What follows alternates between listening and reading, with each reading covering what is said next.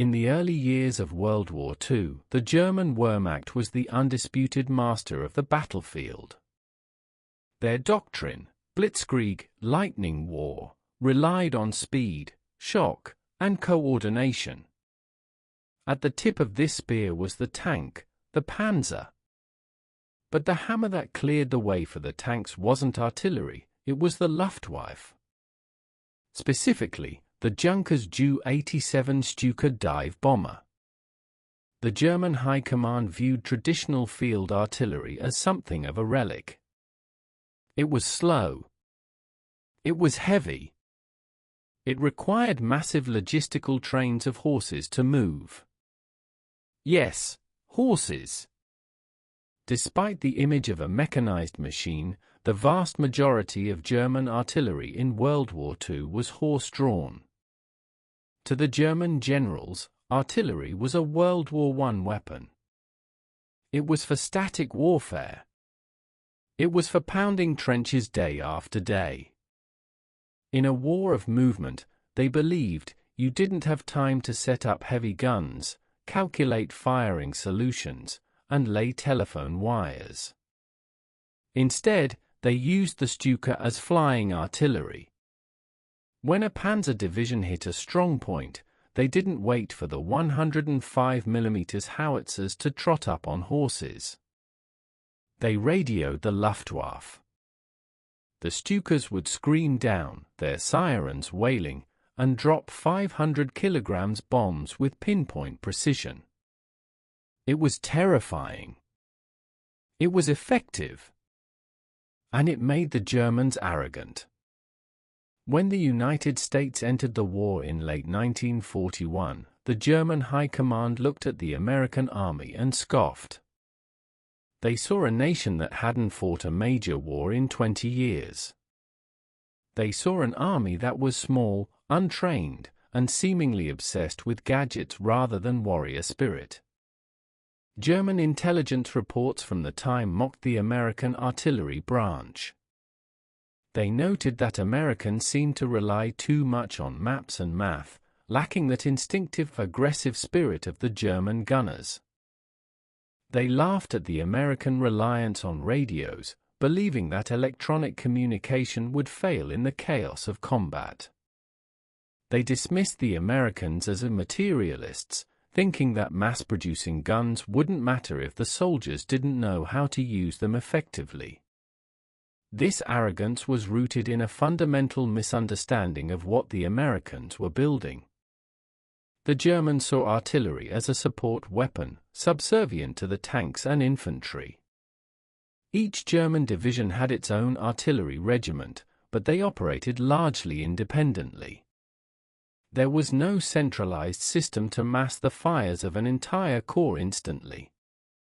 If a German infantry commander wanted artillery support, he had to go through a rigid chain of command. He had to request it from his specific divisional assets. It was a slow, methodical process.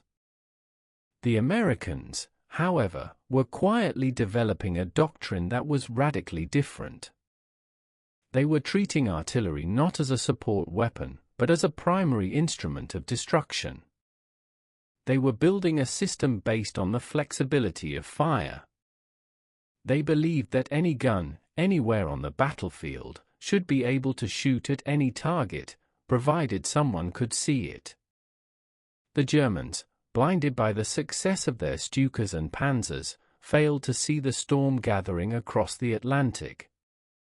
They didn't realize that the amateur Americans were about to industrialize the art of killing with indirect fire. They laughed at the Americans' lack of experience.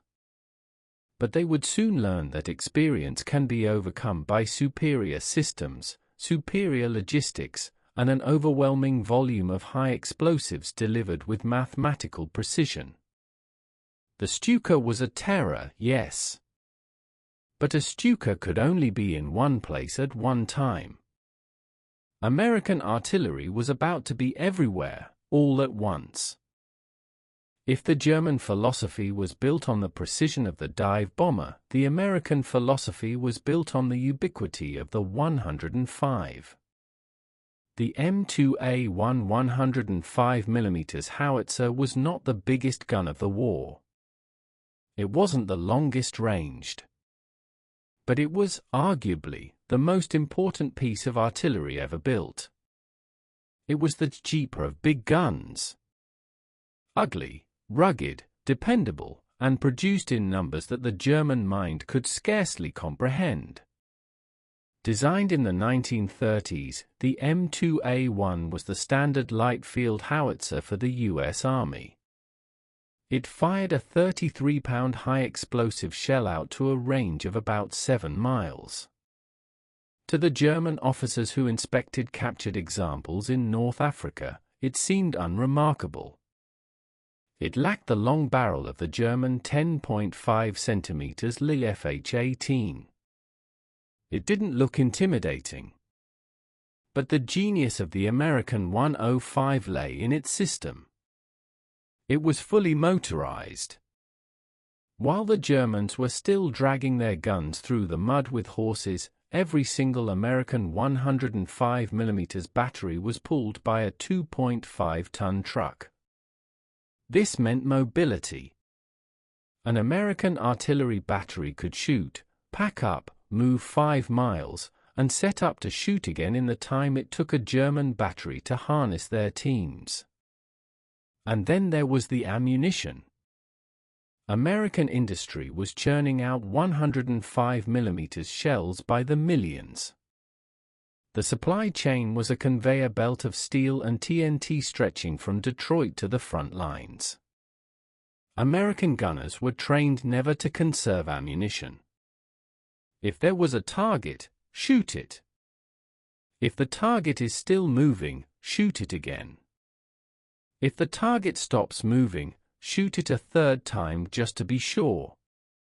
This stood in stark contrast to the Wehrmacht, which was constantly plagued by shortages. German gunners had to count their shells. They had to ration their fire. American gunners fired with a lavish, reckless abundance that terrified their enemies. The M2A1 was also incredibly robust. It could be fired until the barrel glowed red-hot, cooled down with water, and fired again. It could be dragged through swamps, dropped on beaches, and left out in the snow, and the breech would still open, and the firing pin would still strike. But the hardware was only half the story. The true power of the 105mm lay in how it was organized. A standard U.S. infantry division had 3 battalions of these guns, 36 guns in total. Plus, there were independent artillery battalions attached to the corps level. This meant that in any given sector of the front, there were dozens, sometimes hundreds, of these workhorses waiting for a call. The Germans looked at the gun and saw a piece of metal. They missed the invisible web that connected that metal to a supply train that never slept. They missed the fact that the Americans had standardized everything. Every fuse fit every shell. Every shell fit every gun.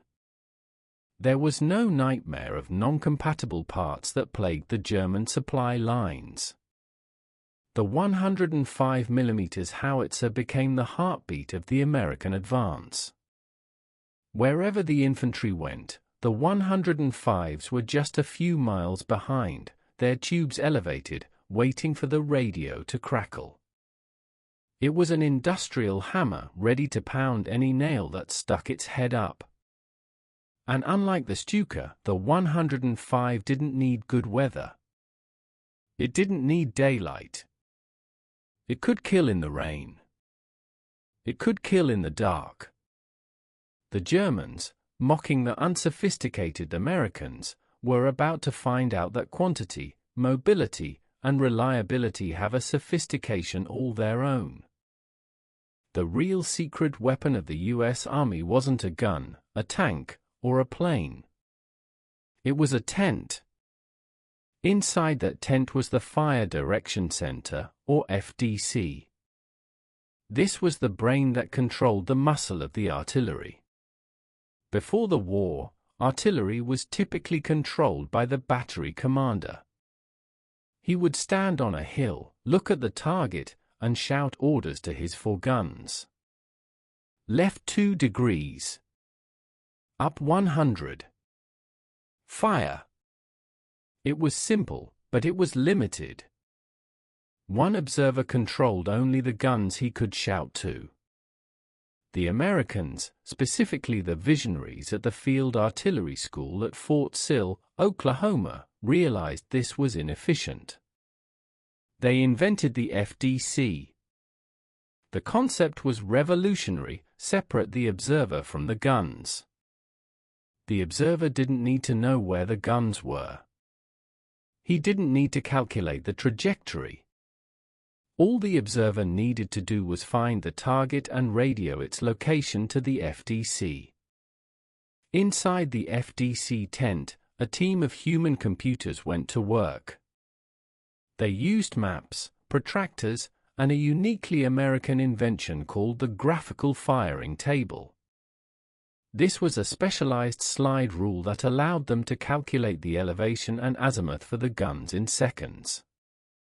They factored in the wind speed, the air temperature, the rotation of the Earth, and the wear on the gun barrels. They converted the observer's simple map coordinates into precise firing data for the guns. But the true genius of the FDC was massing fires. Because all the guns in a battalion, and even a corps, were linked to the FDC by wire or radio, the FDC could control them all simultaneously. If a forward observer spotted a German tank column, he called the FDC. The FDC didn't just tell one battery to fire. They could tell every battery within range to fire. Imagine the difference. Instead of 4 shells landing near the tanks, 12, 24, or 48 shells would arrive.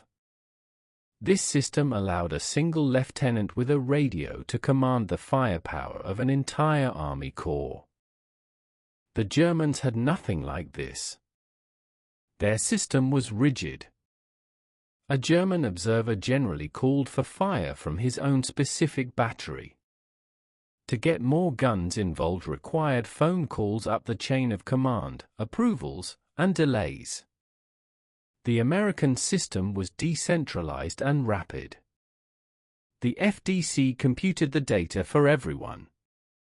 Battery A, fire mission 1. Battery B, fire mission 1. Battery C, fire mission 1. Within minutes of a target being spotted, the FDC could generate a firing solution. The men inside the tent were often young, math-savvy soldiers. They worked under intense pressure. The air in the FDC was thick with cigarette smoke and the static of radios. They knew that their calculations meant life or death for the infantry on the front line. If they got the math wrong, the shells would land on their own men. If they got it right, they could vaporize a German attack before it even started. The graphical firing table allowed them to work faster than the Germans thought possible. German intelligence estimated it took 15 to 20 minutes to set up a multi-battery barrage. The American FDC could do it in 3 to 5 minutes. This speed gap was fatal. By the time the Germans realized they were being targeted and tried to move, the math had already been done. The shells were already in the air. The FDC turned artillery from a blunt instrument into a sniper rifle the size of a telephone pole. It was the triumph of intellect over brute force. And it was a uniquely American innovation, applying the principles of scientific management and assembly line efficiency to the chaos of the battlefield. If the FDC was the brain and the 105mm howitzer was the muscle, the forward observer, FO, was the eyes. And the eyes were everywhere. In the German army, artillery observers were usually officers who stayed somewhat back from the heaviest fighting, often on high ground with powerful telescopes. The U.S. Army pushed their observers right into the mud with the infantry. Every infantry company had an artillery FO attached to it. He was usually a lieutenant, accompanied by a radio operator carrying a heavy backpack radio, the SCR 600 or the Handetalkies SCR 536. These men lived, ate, and bled with the riflemen. This was crucial. It meant that the artillery wasn't some distant entity, it was right there in the foxhole next to you. When a U.S. infantry platoon was pinned down by a machine gun nest, the lieutenant didn't have to send a runner back to HQ. He just turned to his FO and said, "Drop it on that tree line." The FO was the most dangerous man on the battlefield for the Germans. A German sniper might kill 10 men. A German tank might kill 50. But an American teenager with a radio could kill a whole battalion. The Germans quickly learned to prioritize killing the man with the antenna. If they saw a soldier holding a microphone, every German gun trained on him. Being an FO was one of the most hazardous jobs in the war. The life expectancy of a forward observer in intense combat was measured in days or weeks. But the system worked because of the radio. The U.S. Army had more radios than any other army in history. While German platoons relied on shouting or flares, American platoons talked to each other and to the artillery. The FO used a grid system for the maps. He would look at the target, estimate the coordinates, and call them into the FDC. Fire mission. Grid 123 to 456. Enemy infantry in the open. Then came the adjustment. The FDC would fire one round. A white phosphorus shell, usually.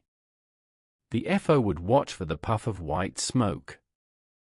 Write 200. Drop 50. Fire for effect. That phrase, fire for effect, was the sentence of death. It meant the math was verified. It meant the guns were aligned. It meant that everything the battery had was coming down on that specific point. The German soldiers on the receiving end were baffled by the accuracy. They would hide in camouflaged positions, thinking they were invisible. But somewhere, a mile away, hiding in a church steeple or lying in a ditch, was a pair of American eyes watching them through binoculars. The FO bridged the gap between the front line and the rear echelon.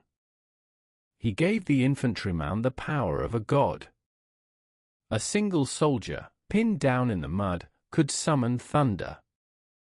This psychological link was vital. American infantrymen were often less experienced than their German counterparts.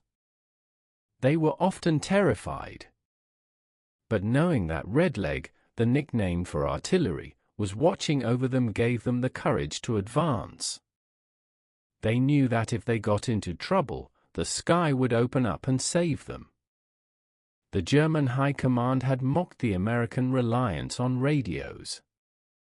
They thought the network would be too fragile. They were wrong. The network was robust. And those radios allowed the forward observer to act as the conductor of a symphony of destruction, directing the fire exactly where it hurt the most. The arrogant laughter of the German officers was about to be drowned out by the crackle of a radio and the whistle of incoming steel. The theory of American artillery superiority was just that, a theory, until February 1943. The location was the Kasserine Pass in Tunisia. It was the U.S. Army's first major battle against the German Wehrmacht, and it was a disaster.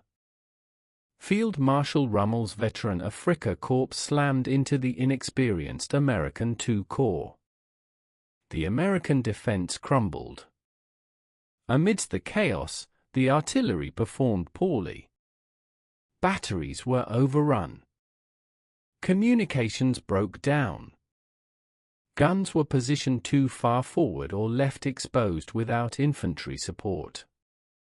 German tanks rolled over American firing positions, crushing the howitzers under their tracks. German officers looked at the smoking wreckage of the American army and felt vindicated. They saw a disorganized rabble.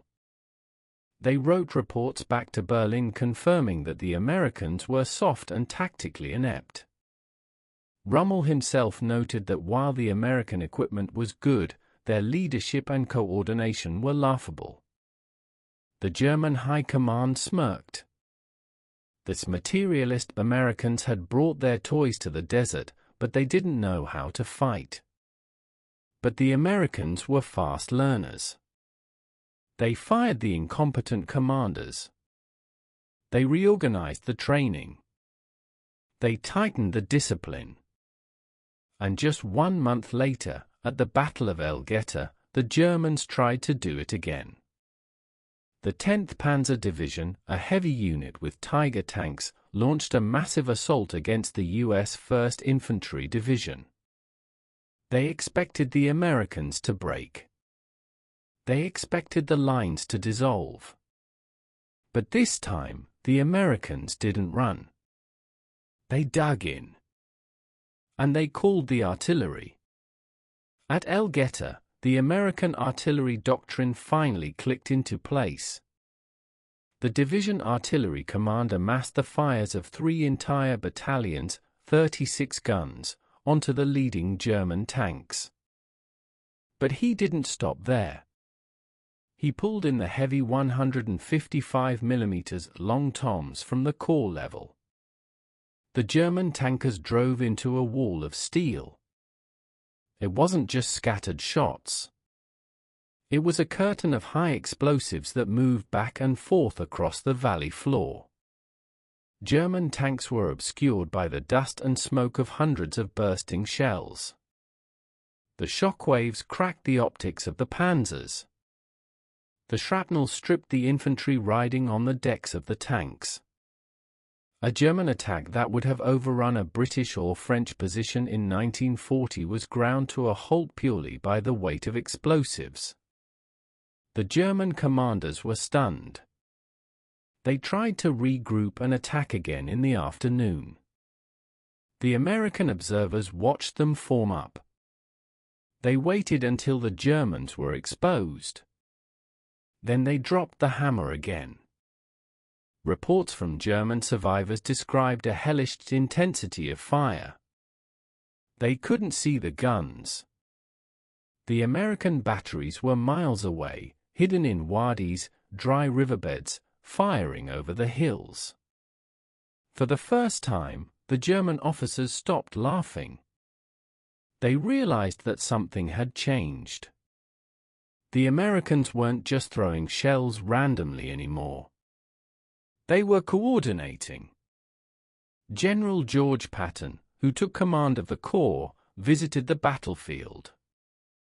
He looked at the burning German tanks and the shattered infantry formations. He famously wrote about the battle, the artillery won it. El Geta was the wake-up call. It proved that the American system of massed fire could stop a blitzkrieg assault dead in its tracks. The German tank crews, who used to fear only the anti-tank guns, learned a new fear. They learned to fear the invisible observer on the ridge line. Because they now knew that one man with a radio could bring down the wrath of an entire army corps. The humiliation of Kasserine was wiped away by the roar of the 105s and 155s. The sleeping giant had awakened, and it had a very big gun. By 1944, the Americans had perfected a technique that would become their trademark. It was called time on target, or TOT.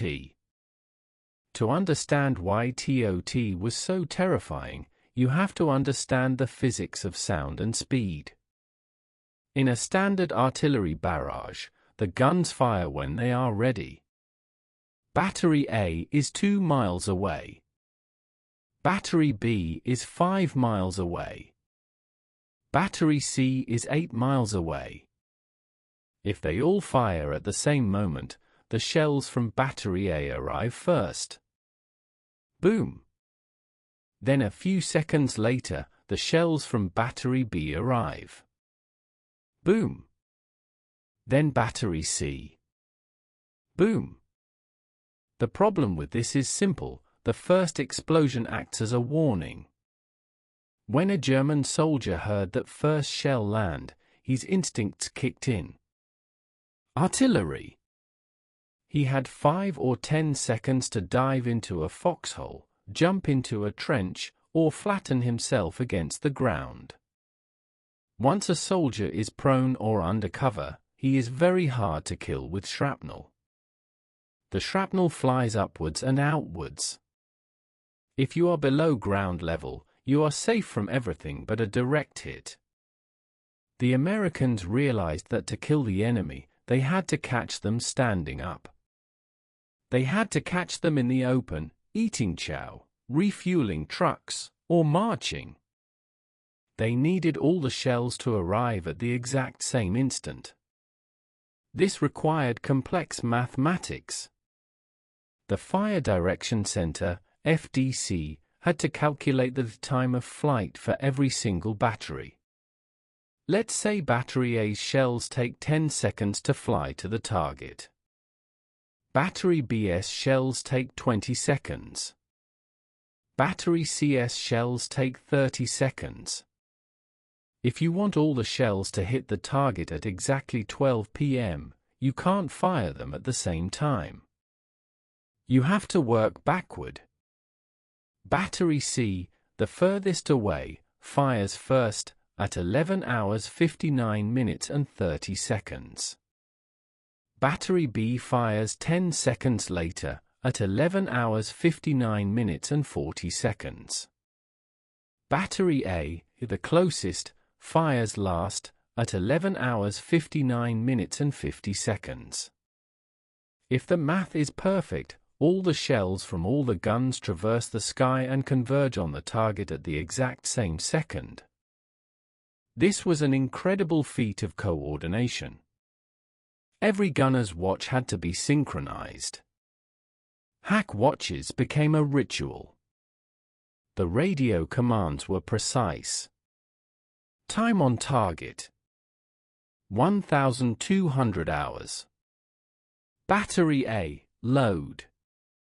Battery B, load. The countdown would begin.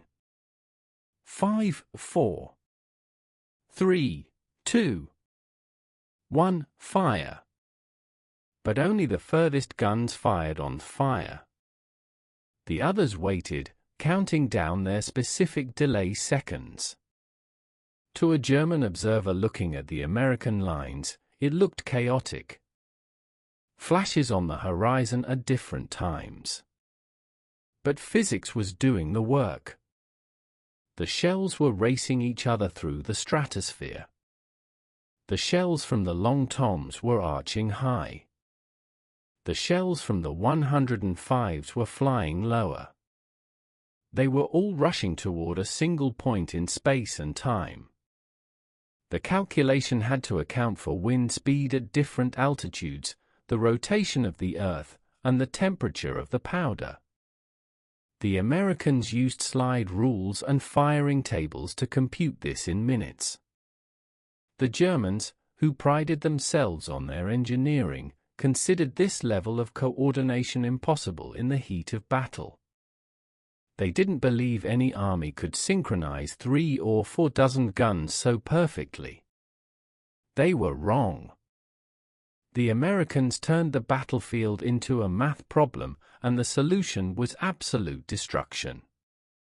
TOT removed the warning shot. It ensured that the first sound the enemy heard wasn't a distant whistle.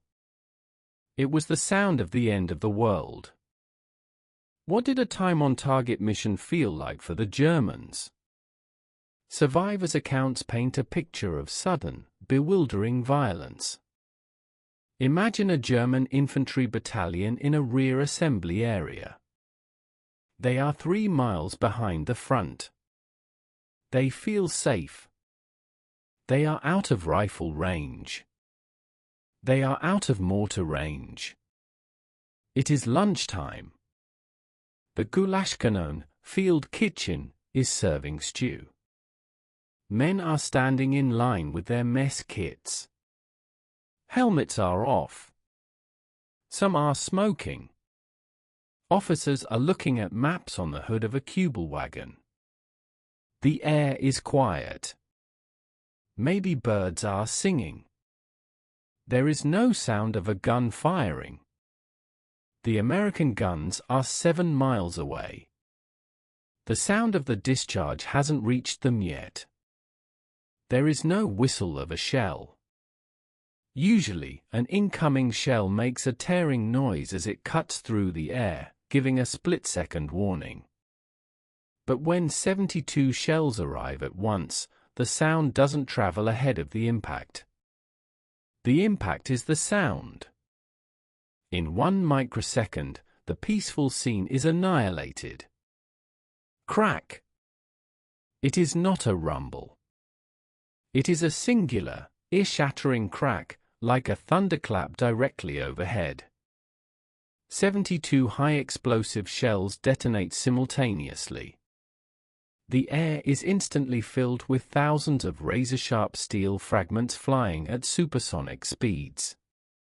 The shockwave turns the organs of anyone standing nearby into jelly. The men in the chow line never hear the explosion. They are dead before their brains can register the sound. The trucks are shredded. The field kitchen is blown apart. The trees are stripped of their branches.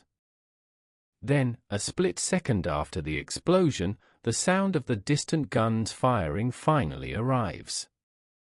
A rolling, rumbling thunder from the horizon.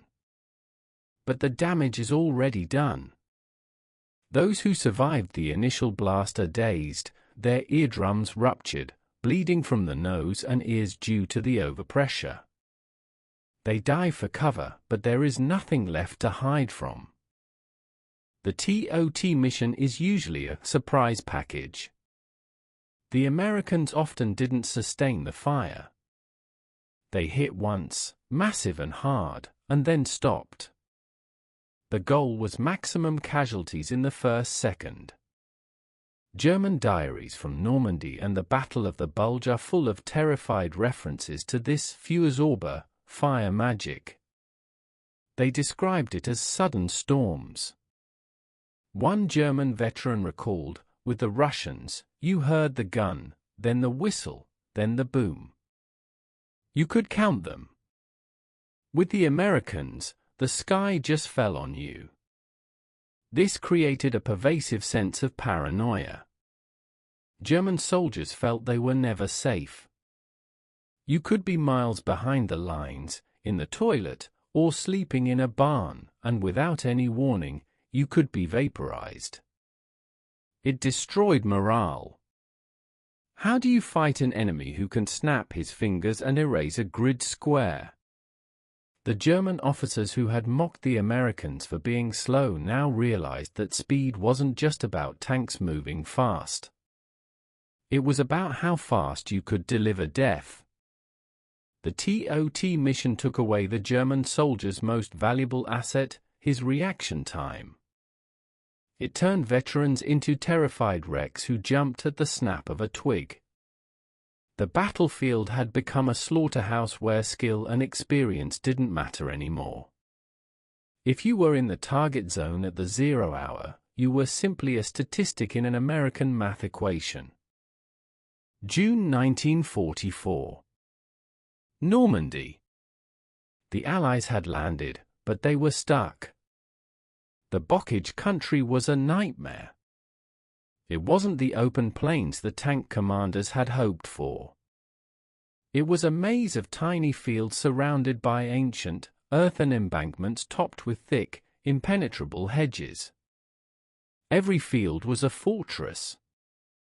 German paratroopers and panzergrenadiers dug into these hedgerows. They set up machine guns and anti-tank weapons in the corners. When American infantry tried to cross a field, they were mowed down. When American tanks tried to push through the hedges, they exposed their thin belly armor and were destroyed by Panzerfausts. The advance bogged down. The Blitzkrieg had turned into a WWI-style stalemate. The German commanders were confident. They believed they could bleed the Americans dry in the hedgerows until they lost the will to fight. But they forgot about the artillery. The Americans realized they couldn't maneuver. So they decided to pulverize their way forward. The artillery doctrine shifted. It wasn't just about killing enemy troops anymore, it was about erasing the landscape. Forward observers, FUS, developed terrifyingly aggressive tactics. Because the hedgerows blocked visibility, the FUS couldn't see deep into the enemy lines. So, they climbed trees. They stood on top of tanks. They flew in tiny grasshopper spotter planes, unarmed Piper Cubs, that circled low over the battlefield. These Piper Cubs terrified the Germans even more than fighter planes. If a German soldier saw a Piper Cub, he knew that within 3 minutes, a barrage was coming. German soldiers were ordered not to shoot at the spotter planes because it would reveal their position to the flying eye. The Americans used the artillery to strip the hedgerows. They would fire airburst shells directly over the hedges. The shrapnel would rain down vertically, killing the Germans hiding in their foxholes behind the banks. They used white phosphorus, WP, shells. Willie Pete, as the troops called it, was horrific. It created a thick white smoke screen, blinding the German gunners. But it also burned. The burning phosphorus would rain down on the dry brush of the hedgerows, setting them on fire. It would rain down on the German troops, burning through their uniforms and skin. It forced them out of their holes. And when they ran, the high-explosive shells were waiting. In the Battle for St. Lo, the concentration of American artillery was unprecedented. Corps commanders massed hundreds of guns on narrow sectors. They fired rolling barrages, a wall of fire that moved forward 100 yards every few minutes. The infantry walked behind this wall of steel. It was a meat grinder. German prisoners captured in the bockage were often found in a fugue state. They weren't wounded, but they were catatonic. They had endured hours of incessant concussion. They couldn't speak. They shook uncontrollably. The sheer volume of fire had shattered their nervous systems. The Americans also used artillery to stop German counterattacks. Whenever the Germans tried to mass their panzers for a breakthrough, the spotter planes would see them. Within minutes, a TOT mission would descend. The intricate attack plans of the German staff officers were disrupted by brute force.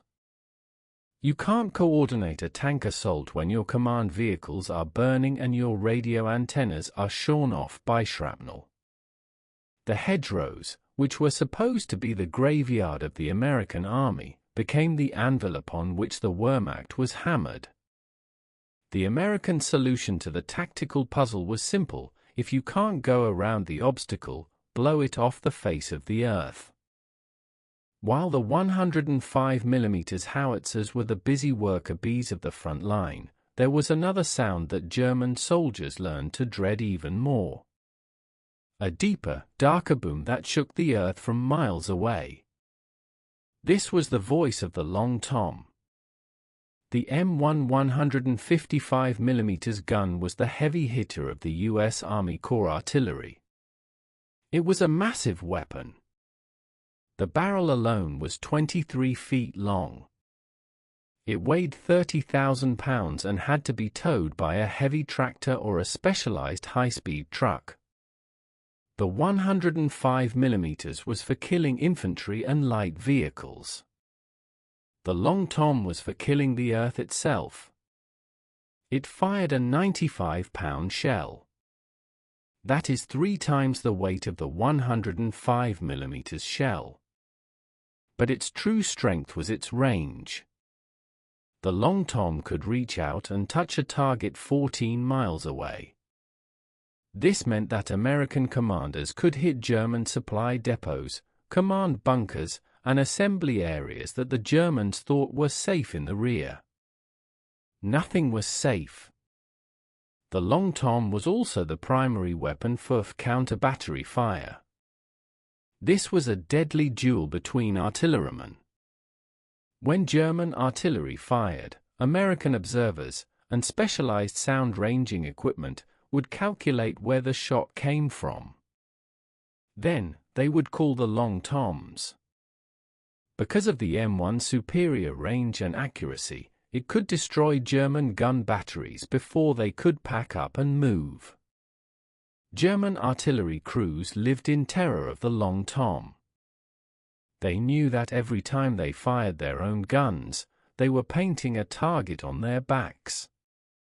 The sheer kinetic energy of a 155mm shell was terrifying. When it hit a building, the building didn't just take damage, it evaporated. When it hit a bunker, the concussion alone could kill the men inside without even penetrating the concrete.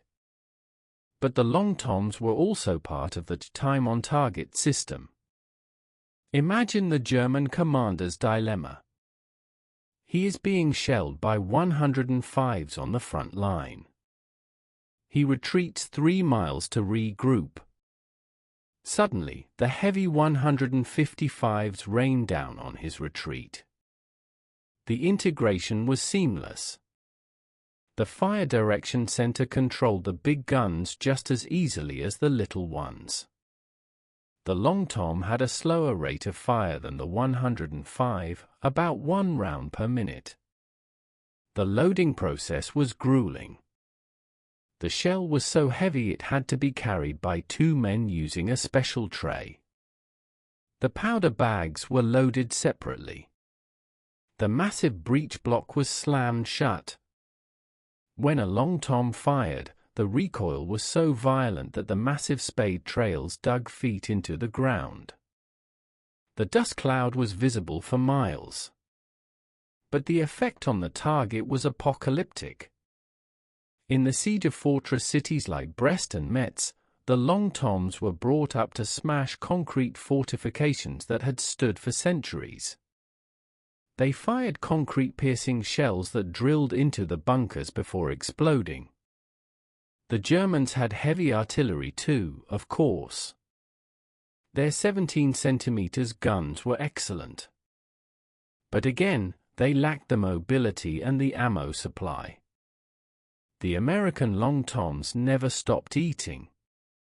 Convoy after convoy of trucks brought the 95-pound monsters to the front. There was no rationing. If a forward observer saw a German staff car 10 miles away, he could technically call in a Long Tom strike on it. It was overkill. It was wasteful. And it was incredibly effective. It sent a message to the German High Command: we have more gunpowder than you have courage. The Long Tom turned the rear area into a myth.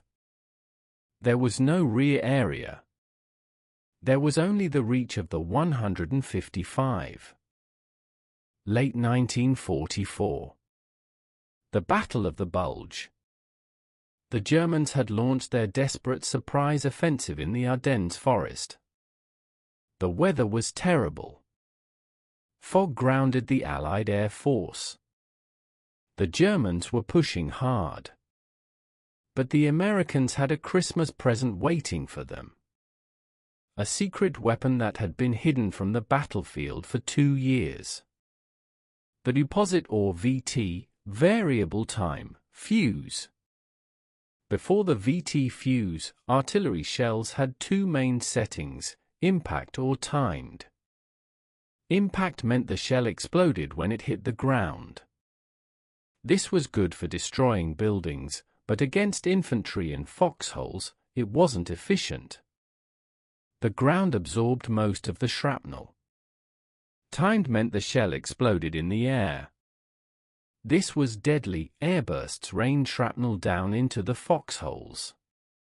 But setting the timer was hard. You had to guess the exact seconds of flight. If you were off by half a second, the shell exploded too high or hit the ground. The VT fuse changed physics. It was a technological marvel.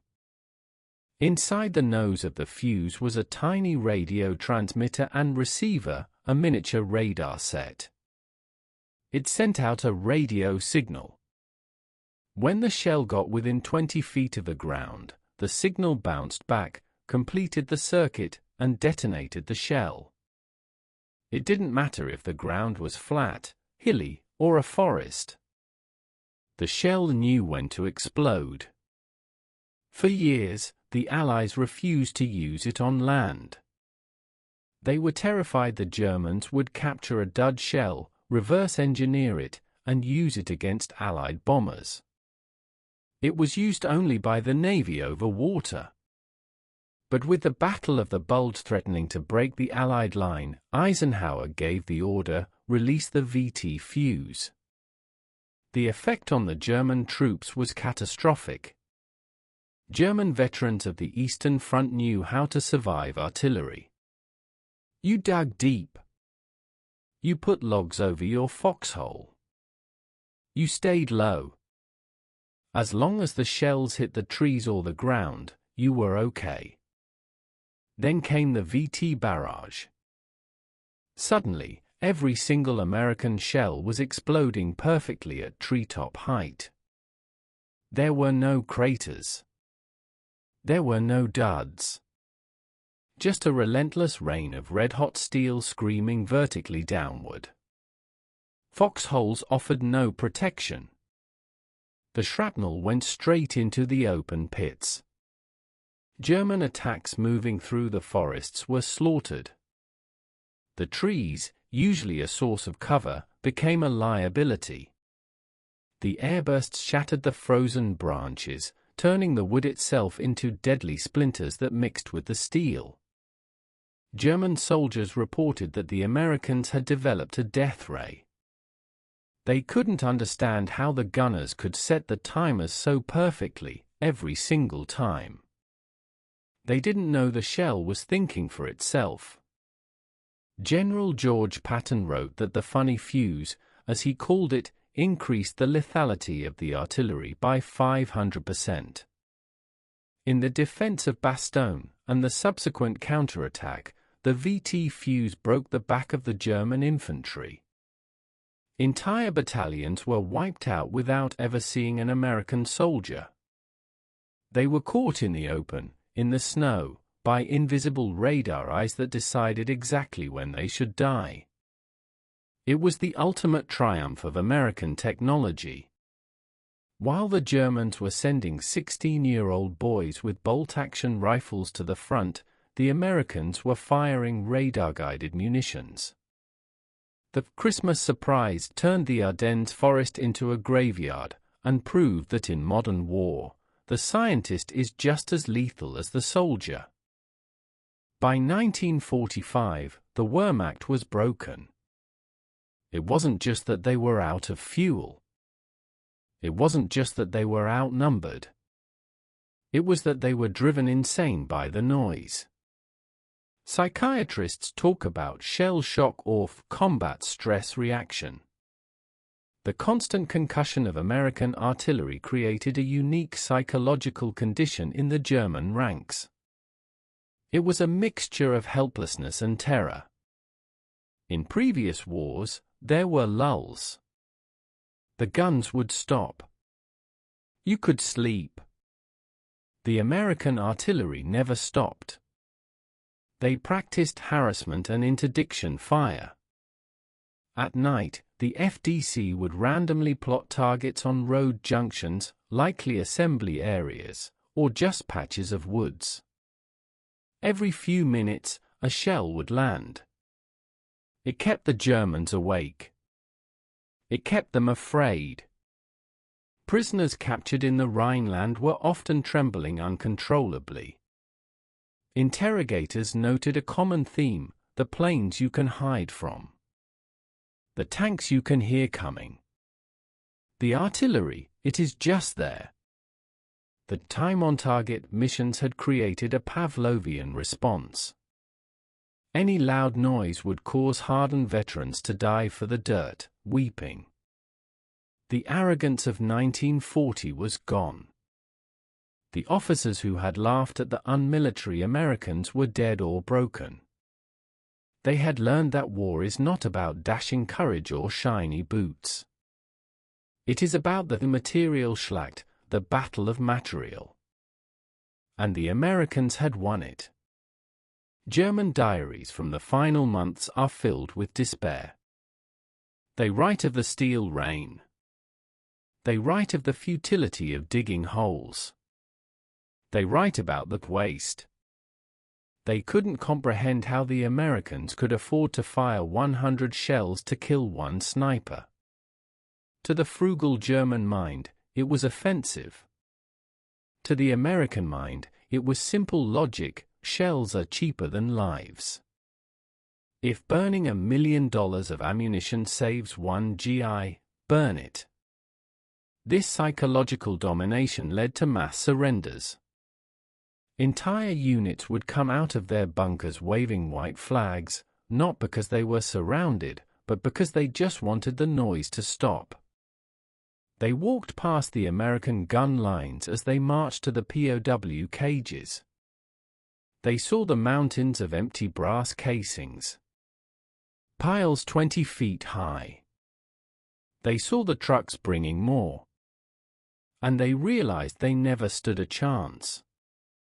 The mockery of the high command had filtered down to the common soldier as a lie. They had been told the Americans were soft. They found out that the Americans fought with the wrath of a god who had an unlimited budget. The psychological scars of the TOT barrages would last a lifetime for the survivors. Decades later, elderly German men would still flinch at the sound of a thunderclap, their minds instantly transported back to the day the sky fell. There is an old saying in the military: infantry is the queen of battle. Artillery is the king. In World War II, the United States Army proved this to be true. The victory in Europe was a team effort. The tanks, the Air Force, the infantry, all played their part. But the backbone of the victory was the cannon. The U.S. Army in World War II was arguably the most artillery-centric army in history. They didn't use artillery to support the maneuver, they maneuvered to support the artillery. The infantry's job was often simply to find the enemy so the guns could kill them. The time-on-target doctrine revolutionized warfare. It took the chaos of ballistics and tamed it with mathematics and radio waves. It turned the battlefield into a grid, and every square in that grid was subject to instant deletion. The innovations of the FDC, the Forward Observer Network, and the VT-FU set the standard for every modern army that followed. The German High Command of 1941 had laughed. They laughed because they were looking at the past. They were looking at the glory of the charge, the duel of the tank. They failed to see the future. A future where war was an industrial process. A future of indirect fire, calculated by slide rules, delivered by the ton. The legacy of the American artilleryman is written in the liberated towns of Europe and the broken fortifications of the Siegfried Line. It is a legacy of precision and overwhelming power.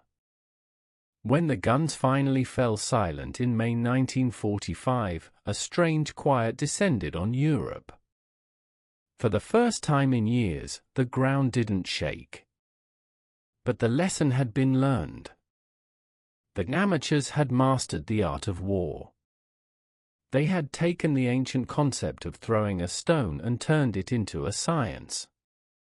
And in doing so, they had crushed the most feared army on earth.